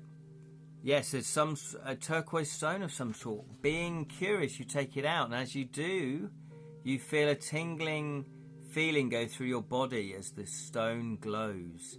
You have just touched a time stone. We can restore our TTP. You can increase it by 2 as well, so we can go up to 14. We'd go up to 14. Oh, look at this. Create second self. Hang on. This is a special ability. This will allow you to have 2 attacks for 3 rounds every fight. If both attacks succeed your opponent's roll, you will score 2 points against them. If one of them fails, you will score a single point as usual but receive no damage. If both fail, you receive just 1 hit from your enemy. If you are fighting 2 enemies, you sacrifice your second attack to cancel their second attack and fight them as if you were fighting one-on-one. Now you can use future... Oh, we haven't got D3. If you return to the house, mark down the number of passages. It's a shortcut to the library's secret room. Now, note that you may still have use for the main library shortcut, so keep that too. Turn to 13. So there we are. Can't stand dolls. They are freaky. They are creepy. Look at that. Creepy doll. So there we are. We have cracked the library. That was fantastic. There we go. I think we ought to call it a night. Yes, it's 8:20. Remember, that only took some torch work in a pond, digging up some corpses, decoding a code, burning some bones. Exactly. Oh, I feel like I need counselling after this. I need a sort of debrief. Fair enough. Yeah. You're going to give me nightmares, Ken. Don't blame me. Don't blame me. Blame Joseph. Blame Joseph. Time to get some coffee. Exactly. Whew. Wow. Wow. So leave comments about what you thought about the game book, please. Leave some comments. Did you enjoy the game book? You know, was it fun? Was it engaging? Did it grab your attention? You know, let me know. Let Joseph know if you enjoyed this game book. I certainly enjoyed. I know you enjoyed it. Yeah, Liren's put enjoyed it. Liren has also put, I know Mum's part of the cemetery will be peaceful because on a visit 6 years ago, a sizable biker gang was there to pay respects to their boss, 2 lanes from where Mum's was. But contrary to expectations, they are tough dressing, but actually gentle giants in leather. Any cemetery plot patrolled by a biker boss will probably be free of troublemaker revenants at any rate. Oh, well, that's good. Yeah, you're getting looked after. Your mum's grave's getting looked after. Absolutely. Oh, yeah, we'll have to get a copy. Yeah. Yeah. Very, very impressive. Joseph has put here, thank you everyone for playing and to Ken for being a fantastic host. Oh, you're more than welcome, Joseph. If anyone wants to continue adventure, yeah, you can find it here. Absolutely. If you do, I mean, I want to know the mystery. If you do want to know the mystery and unravel it, because I feel like even though we did 9 parts, I mean, that's what? An hour and a half, 3 hours, 6 hours. Yeah, 6... 7, 8, 9 hours. That's over. I can't be bothered to add it up. 9 hours, 12. Yeah, that's over 12 hours gameplay. We still haven't really finished it at all. We didn't even touch the 1800s. I don't think. Anyway, or we just about dipped our toe into the 1800s. So. Very impressive game book, Joseph. I was a little bit... My only frustration for one session was we seemed to go to a lot of rooms and we couldn't do anything. So for about an hour, we were literally going, that room's locked, you need this key. That room's locked, you need... And we couldn't get anywhere. And I felt like, that felt like a bit frustrating. However...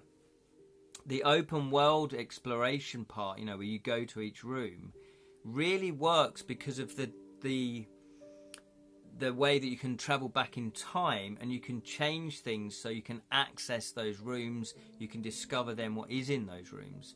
So, you know, a little bit of, you know, negativity was the fact that we just seemed to be going around in circles, not doing much.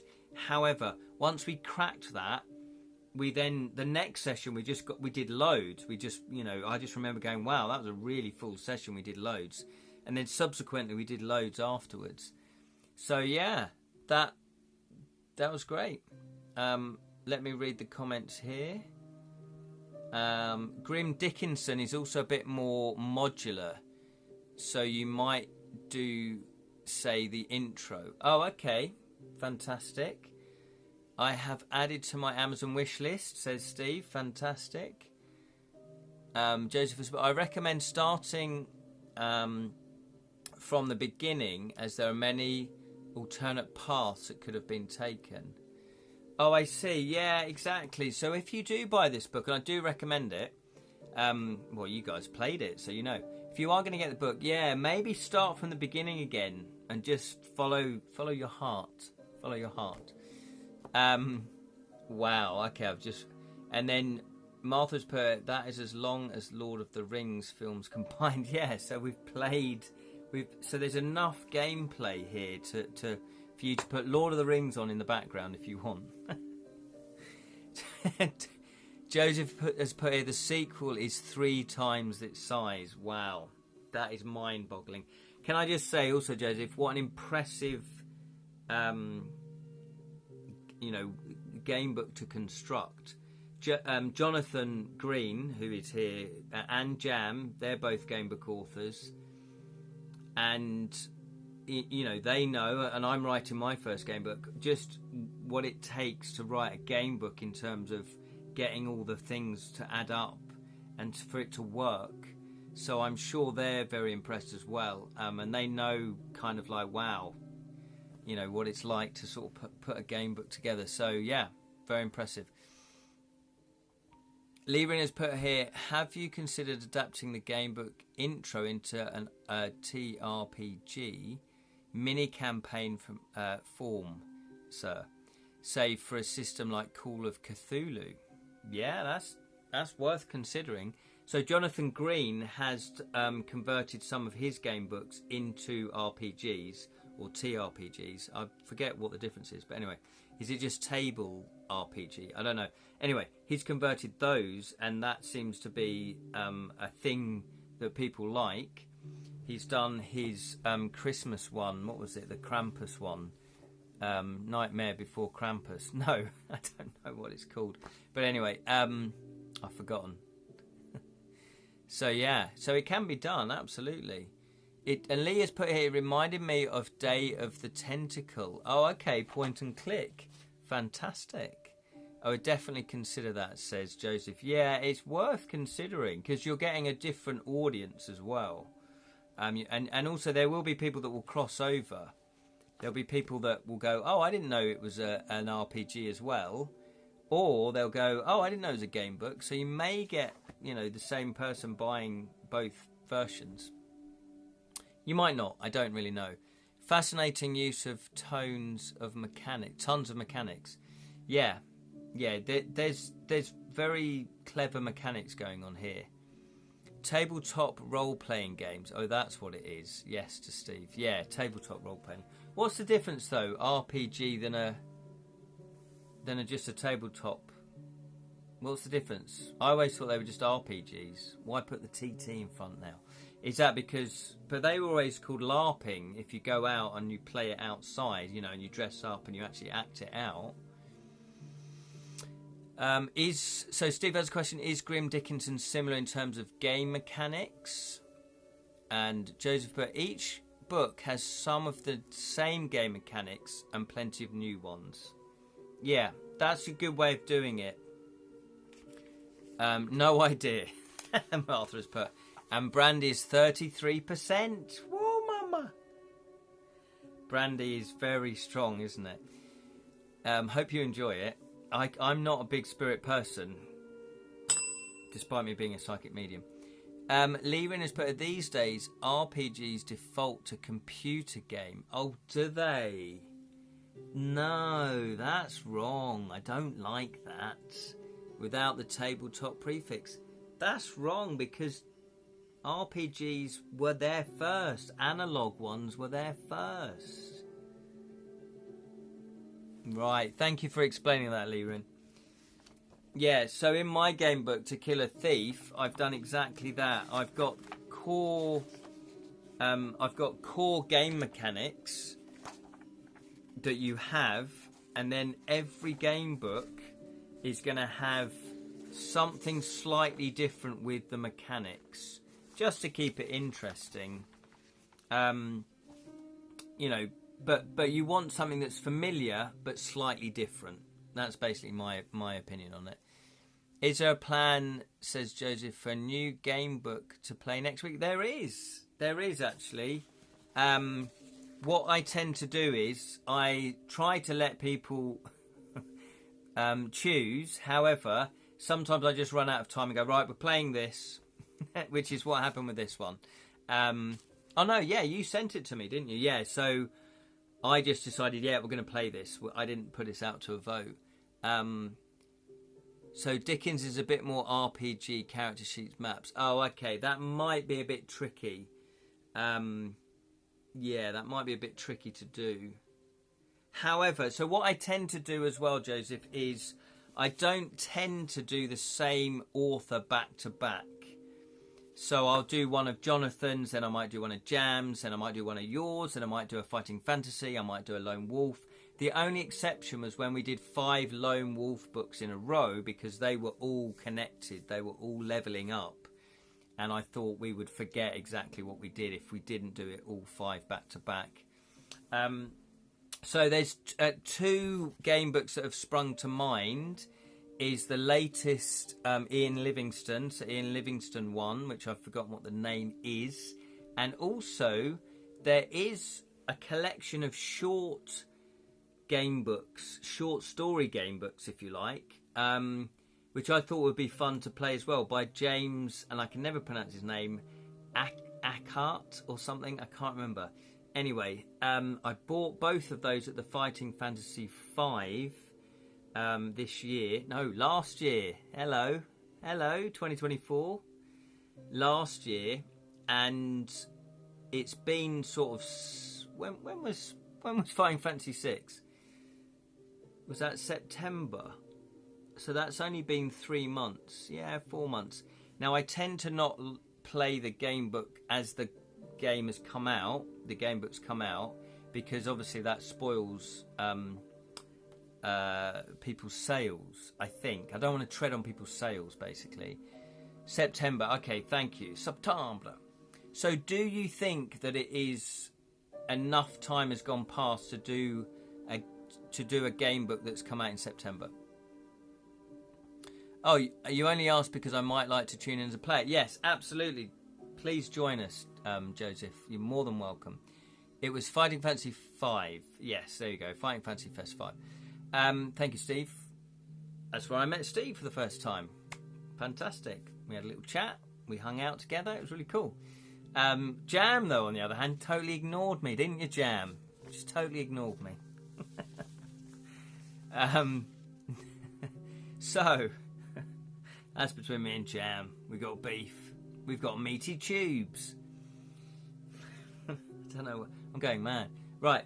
So what I will do is I will look through the game books that I have got, and I will do one of 2 things. I will either choose myself which game book we're going to do, or I will put a choice up and do a poll in the Edra Tales Facebook group for people to choose, for people to vote on. So I tend to do that if I remember. I probably will do that because obviously I'm still on holiday, so I've got a little bit more time. So there we go.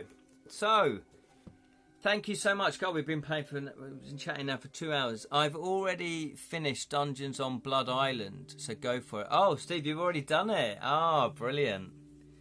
Brilliant. That's the latest one. Yeah, Dungeon on Blood Island. Fantastic. Was it good? No spoilers, but was it good? One more little laundry thing, and then I'm done. Fantastic. We like that. Get your chores done. Whew. I'm going to have a lie down. Tomorrow, I'm very excited because I will be writing. I'm going to be cracking on with the entries to the game book. And it really is... You guys inspire me because you guys enjoy playing these. And those that have been watching me for a couple of years now, because I've done this for a couple of years now, thank you so much. I sincerely mean this. And also, you guys have inspired me to write my own. People like Jam, people like Jonathan Green, people like, Joseph. Any game book that I do a live stream of has inspired me in some sort of way to try and make my first game book the best it can be. So thank you very much. I really appreciate it. And Dave, yeah. It's a classic Ian Livingstone, so it was good. Oh, good to hear. Lerin has put here, good sunrise, Joseph, Ken, Sally, Martha, John, Jam, and Grocklesnook. Yawn, thud. Yes, we better go because Lerin's gonna turn into a zombie. So thank you so much. Happy New Year to one and all. Thank you, Jam. Thank you, Steve. Thank you, Lerin. Thank you, Martha. Thank you, Sally. Thank you, who else? Lee. Thank you, Lee, for joining us. Thank you to anyone else that watched, that didn't comment. Really, really appreciate it.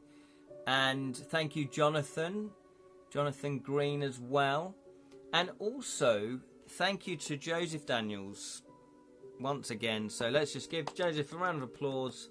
Really appreciate your game book. Thank you for sending me that. I really, really appreciate that.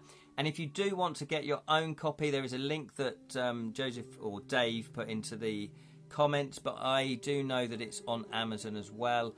Or you could type in Joseph Daniels, author, or the Ghosts of Craven Manor into Google. You'll probably come across his website if he has one. So thank you so much. So yes, thank you. I look forward to driving an out-of-control airship in your book. Wow. Not quite, but I have got things lined up for future things. Yes, thank you so much, guys. It's been brilliant. Really appreciate that. And have a lovely, lovely 2025. We will see each other, hopefully, fingers crossed, next Wednesday. I haven't checked my diary, but I don't think I'm doing anything because I tend to keep Wednesdays free. 6:30 UK time, where we will be starting a brand new game book that I've not played and hopefully you've not played. Not that again, Yucks. Don't give him ideas. I know. I have only got, I think I put 1 or 2 Easter eggs into this, but I haven't put many. Thank you so much. You have been amazing. Thanks, Grocklesnook. Oh, look, he's drunk. He's fallen asleep already. Take care. 3 coins of life. Yeah, has to return, though. Yes, what we normally do is we have 3 lives. We normally do 3 lives. And then if we die on the 3rd one, that's the end of the game gameplay. Thank you so much. Merry Christmas and a Happy New Year. And remember, may your thieving never be caught. Always got to plug the book. Always plug the book.